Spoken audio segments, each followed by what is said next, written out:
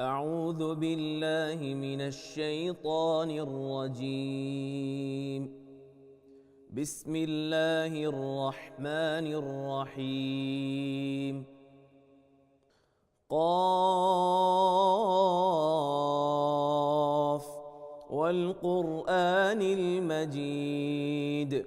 بل عجبوا أن جاءهم منذر منهم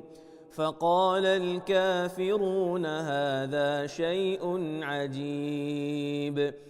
أإذا متنا وكنا ترابا ذلك رجع بعيد قد علمنا ما تنقص الأرض منهم وعندنا كتاب حفيظ بل كذبوا بالحق لما جاءهم فهم في أمر مريج أفلم ينظروا إلى السماء فوقهم كيف بنيناها وزيناها وما لها من فروج والأرض مددناها وألقينا فيها رواسي وأنبتنا فيها من كل زوج بهيج تبصرة وذكرى لكل عبد منيب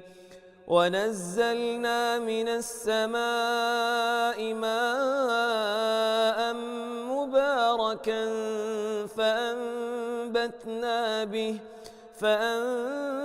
فأنبتنا به جنات وحب الحصيد والنخل باسقات لها طلع نضيد رزقا للعباد وأحيينا به بلدة ميتا كذلك الخروج كذبت قبلهم قوم نوح وأصحاب الرس وثمود وعاد وفرعون وإخوان لوط وأصحاب الأيكة وقوم تبع كل كذب الرسل فحق وعيد أفعينا بالخلق الأول بل هم في لبس من خلق جديد ولقد خلقنا الإنسان ونعلم ما توسوس به نفسه ونحن أقرب إليه من حبل الوريد إذ يتلقى المتلقيان عن اليمين وعن الشمال قعيد ما يلفظ من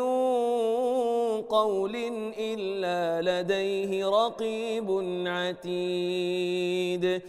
وجاءت سكرة الموت بالحق ذلك ما كنت منه تحيد ونفخ في الصور ذلك يوم الوعيد وجاءت كل نفس معها سائق وشهيد لقد كنت في غفلة من هذا فكشفنا عنك